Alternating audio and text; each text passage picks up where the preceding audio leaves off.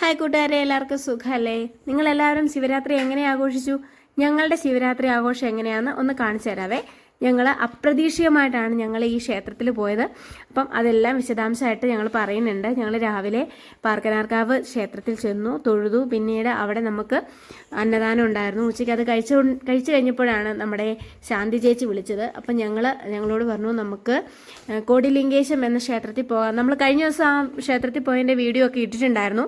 അപ്പം പോയേക്കാമെന്ന് പറഞ്ഞു. വളരെ ത്രില്ലിംഗ് ആയിപ്പോയി. കാരണം പെട്ടെന്നൊരു തീരുമാനമായിരുന്നു. അപ്പം ഞങ്ങൾ നേരെ കമ്പത്ത് ചെന്നു.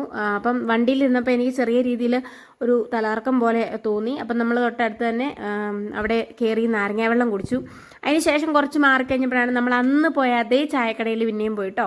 നമ്മൾ ചായ കുടിക്കാൻ ചെന്നു. ഞാൻ നാരങ്ങ വെള്ളം കുടിച്ചത് കൊണ്ട് ഞാൻ ചായ കുടിച്ചില്ല. ബാക്കി എല്ലാവർക്കും ചായ വാങ്ങിച്ചു കൊടുത്തു. പിള്ളേർ കഴിച്ചത് ഐസ്ക്രീമാണ്, വേറെ ഒന്നും കഴിക്കാൻ വാങ്ങിച്ചില്ല. അപ്പം എനിക്ക് ഈ പോക്ക് എന്ത് പറ്റിയെന്നറിയത്തില്ല, വളരെ ക്ഷീണമാണ് കേട്ടോ. എന്തുകൊണ്ടാണെന്ന് എനിക്കറിയില്ല.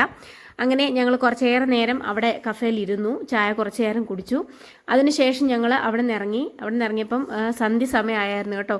സൂര്യൻ അസ്തമിക്കുന്ന സമയമൊക്കെ ആയിരുന്നു. അപ്പം ഞങ്ങളെല്ലാവരും കൂടെ വീണ്ടും നമ്മൾ കോടിലിംഗേശം ക്ഷേത്രത്തിലേക്ക് പോവുകയാണ്. അപ്പം ശിവരാത്രി നമ്മൾ ആഘോഷിക്കുന്നതിനെക്കാട്ടിലും കൂടുതലായിട്ട് തമിഴ്നാട്ടുകാർ നല്ല രീതിയിൽ ആഘോഷിക്കുന്നുണ്ട്. അപ്പം കമ്പത്തി എന്നപ്പം ഓരോ സ്ഥലത്തും ഓരോ മുക്കിലും മൂലയിലും ഇതുപോലെ ക്ഷേത്രങ്ങളുണ്ട്, ഒരുപാട് ക്ഷേത്രങ്ങളുണ്ട്. അവിടെയെല്ലാം ഒരുപാട് പരിപാടികളായിട്ടും ഒക്കെ അലങ്കാരങ്ങളായിട്ടും അതുപോലെ തന്നെ പ്രാർത്ഥനകളായിട്ടും എല്ലാം നമ്മൾ ഒത്തിരി കണ്ടു. അപ്പം നമ്മൾ ഒരിക്കലും പ്രതീക്ഷിച്ചില്ല ഇന്ന് ശിവരാത്രിയിൽ നമ്മൾ ഭഗവാന്റെ അടുത്ത് എത്തുമെന്നൊന്നും പ്രതീക്ഷിച്ചിരുന്നില്ല.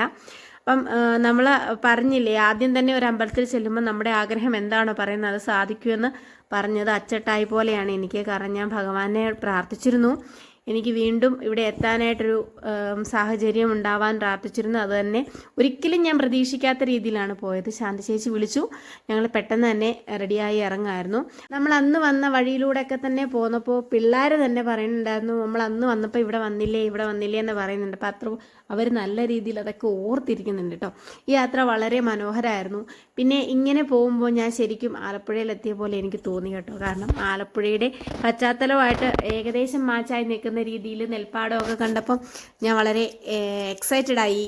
എനിക്ക് ഈ ട്രാവലിംഗ് വളരെ ത്രില്ലിംഗ് ആയിട്ട് തോന്നി കേട്ടോ. കാരണം എന്നും പോകുന്നത് പോലെ അല്ലാതെ നമ്മളൊരു സസ്പെൻസ് ആയിട്ടാണല്ലോ പോകുന്നത്. ഒരിക്കലും നമ്മൾ പ്രതീക്ഷിച്ചിട്ടല്ല പോകുന്നത്. പെട്ടെന്ന് പോയതുകൊണ്ട് എനിക്ക് വളരെ നല്ല ത്രില്ലിംഗ് ആയിട്ടാണ് തോന്നിയത്. അങ്ങനെ ഞങ്ങൾ ക്ഷേത്രത്തിനടുത്തെത്തി, കോടിലിംഗേശം ക്ഷേത്രത്തിനടുത്തെത്തി. അപ്പം ആ സിറ്റിയിൽ നിന്ന് 1 കിലോമീറ്ററോളം അകത്തേക്ക് പോകണം. അതായത് നിന്ന് ചുരുളിപ്പെട്ടി എന്ന സ്ഥലത്തേക്കാണ് നമ്മൾ വരേണ്ടത്. അപ്പം അവിടെ നിന്ന്, അതായത് ചുരുളിപ്പെട്ടിയിൽ നിന്ന് ഒരു കിലോമീറ്ററോളം അമ്പലത്തിലേക്ക് പോകാനുണ്ട്. നമുക്ക് നടന്നു പോവാം, ബസ്സിന് വരാം. കമ്പത്ത് നിന്ന് ബസ്സുണ്ട് ചുരുളിപ്പെട്ടിയിലേക്ക്. ബസ്സിനാണെങ്കിലും നമുക്ക് വരാം. അങ്ങനെ ഞങ്ങൾ അമ്പലത്തിൽ വന്നപ്പോൾ അമ്പലം അതിമനോഹരമായിട്ട് അലങ്കരിച്ചിരിക്കുകയാണ്. ലൈറ്റൊക്കെ ഇട്ട് നല്ല അതിമനോഹരമായിട്ട് അലങ്കരിച്ചിരിക്കുകയാണ്. അപ്പം അമ്പലത്തിലകത്തേക്ക് നമ്മൾ പോവുകയാണ്. നമ്മുടെ കുഞ്ഞുണ്ട് കൂടെ, ഋതുമോളുണ്ട്. അവർ 3 പേരും ഒരുമിച്ച് ആണ് കയറി വരുന്നത്. പിന്നെ നമ്മുടെ ഋതുക്കുട്ടനെ പിടിച്ചാൽ കിട്ടില്ല കേട്ടോ. ഇവിടെ കയറി കഴിഞ്ഞാൽ പിന്നെ പുള്ളിക്കാരിയുടെ ലോകത്താണ്. അങ്ങനെ അതിമനോഹരമായ ഒരു ശിവരാത്രി ഞങ്ങൾക്ക് സമ്മാനിച്ചതാണ് ഞങ്ങളുടെ ശാന്തി ചേച്ചി, അതായത് പ്രശാന്തി ചേച്ചിയും ചേട്ടനും. അപ്പം ഞങ്ങൾക്ക് അതിലേറെ സന്തോഷമുണ്ട്. അമ്പലം നല്ല രീതിയിൽ അലങ്കരിച്ച് പൂക്കളാൽ ഒരു സമൃദ്ധമായിട്ട് അലങ്കരിച്ച് വെച്ചിട്ടുണ്ട്. ഓരോന്നിനും ഓരോ ഐതിഹ്യങ്ങളുണ്ട്. ഇവിടുത്തെ ഒരു പ്രത്യേകത എന്താണെന്ന് വെച്ചാൽ, കഴിഞ്ഞ വീഡിയോയിൽ ഞാൻ പറഞ്ഞിട്ടുണ്ടായിരുന്നു, നമുക്ക് ഓപ്പണായിട്ട് ഇവിടുത്തെ പൂജകളും കാര്യങ്ങളൊക്കെ ലൈവായിട്ട് നമുക്ക് വീഡിയോ എടുക്കാം. അതിനൊന്നും കുഴപ്പമൊന്നുമില്ല. അപ്പം ഇവിടെ പിന്നെ ഈ പ്രതിഷ്ഠ ഇരിക്കുന്നത്, അതായത് ഈ ശിവലിംഗം ഇരിക്കുന്നതിൻ്റെ തൊട്ട് ഫ്രണ്ടിലായിട്ട് ഒരു വൃക്ഷമുണ്ട്. അത് ഒരു വേരിൽ നിന്ന് വന്നിട്ട് 2 ശാഖകളായി നിൽക്കുന്ന ഒരു വൃക്ഷമാണ്. അപ്പം അതിനെ പാർവതീദേവിയായിട്ടും ശിവനായിട്ടുമാണ് ഇവിടെ സങ്കല്പിക്കുന്നത്. അങ്ങനെ ഒരു പ്രത്യേകത കൂടിയുണ്ട്. നമ്മുടെ അമ്പലത്തിൽ വരുമ്പോൾ തന്നെ നമുക്ക് കാണാം, ആ നടയുടെ നേരെ തന്നെ നിൽക്കുന്ന ഈ വൃക്ഷമാണ്. ശിവന്റെയും പാർവതിയുടെയും സങ്കല്പത്തിലാണ് അവരത് വെച്ചിരിക്കുന്നത്. ആ വൃക്ഷം അവർ മുറിച്ചു മാറ്റിയിട്ടില്ല കേട്ടോ.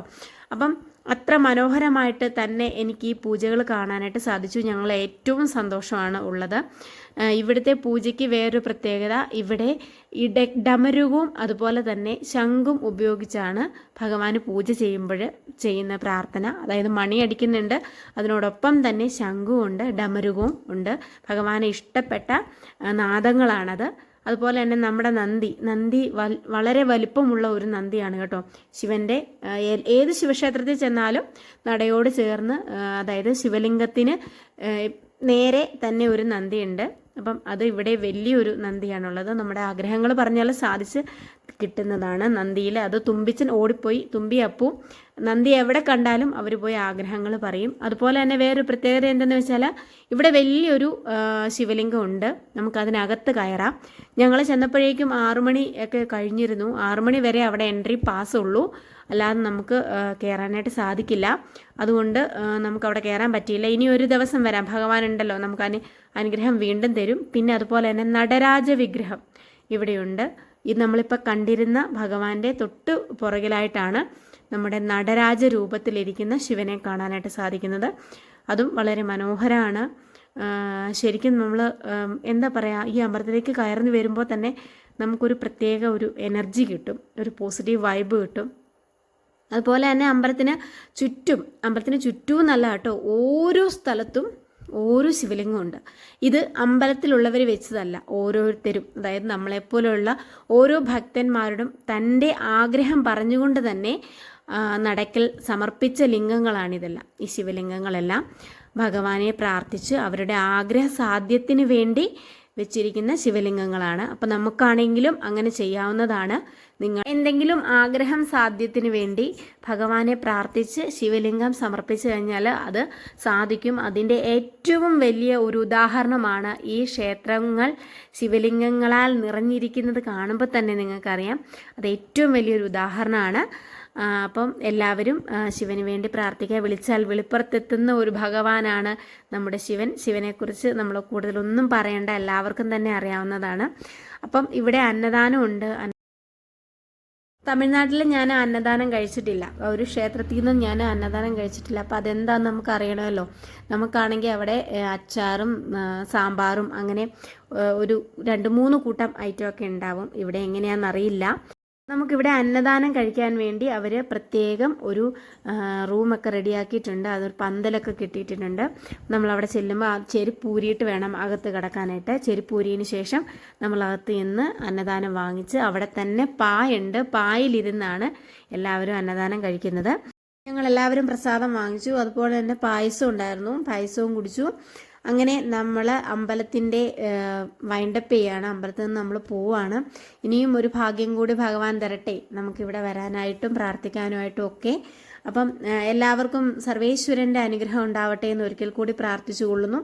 അപ്പം നമ്മൾ നേരെ വീട്ടിലേക്ക് പോകും. അപ്പം ഞങ്ങൾ എല്ലാവരും അന്നദാനം കഴിച്ചു. നമ്മുടെ പഴയ കോളാമ്പി ഞാനിവിടെ വെച്ച് കണ്ടു കേട്ടോ, ജസ്റ്റ് ഒന്ന് കാണിക്കായതാണ് നമ്മുടെ കോളാമ്പി. കണ്ടിട്ടില്ലാത്തവർ കാണുക. അപ്പം നമ്മൾ വൈൻഡപ്പ് ചെയ്ത് പോവുകയാണ്. ഭഗവാന്റെ അനുഗ്രഹം. ഇപ്രാവശ്യത്തെ ശിവരാത്രി അടിപൊളിയായിരുന്നു എനിക്കും എൻ്റെ ഫാമിലിക്കും. ഞങ്ങൾ പോകുന്ന വഴി ഒരു കേഴമാനെ കണ്ടാണ് കേട്ടോ. ഞാൻ ആദ്യമായിട്ടാണ് ഈ സംഭവത്തെ കാണുന്നത്. കുറച്ചേറെ ഞങ്ങൾ നോക്കി നിന്നു. അപ്പം നമുക്ക് ഇപ്രാവശ്യത്തെ ശിവരാത്രി ഞങ്ങൾക്ക് എല്ലാവർക്കും അതിമനോഹരമായിരുന്നു, എനിക്കും എൻ്റെ ഫാമിലിക്കും. അതുപോലെ തന്നെ ശാന്തി ചേച്ചി ഉണ്ടായിരുന്നു, അച്ഛനും അമ്മയും ഉണ്ടായിരുന്നു, അതുപോലെ തന്നെ ചേട്ടനും ഉണ്ടായിരുന്നു. അപ്പം നിങ്ങളുടെ എല്ലാവരുടെയും ശിവരാത്രി എത്ര മനോഹരമായിരുന്നു എന്ന് നിങ്ങളൊന്ന് കമൻറ്റ് ചെയ്യണേ. അപ്പം എൻ്റെ വീഡിയോ ആദ്യമായിട്ട് ആരെങ്കിലും കാണുന്നുണ്ടെങ്കിൽ ലൈക്ക് ചെയ്യാൻ മറക്കരുത്, കമൻറ്റ് ചെയ്യുക, അതുപോലെ തന്നെ സബ്സ്ക്രൈബ് ചെയ്യുക. എൻ്റെ ഫേസ്ബുക്ക് പേജ് ഒന്ന് ഫോളോ ചെയ്യുക. ഇൻസ്റ്റാഗ്രാം ഫോളോ ചെയ്യാൻ മറക്കരുതേ, മാധു സജിത്ത് എന്നാണ് പേര്. അപ്പം ഇനിയും ഇതുപോലുള്ള ഒരുപാട് വീഡിയോ ആയിട്ട് ഞാൻ വീണ്ടും എത്താം. അതുവരെ എല്ലാവർക്കും ശുഭരാത്രി.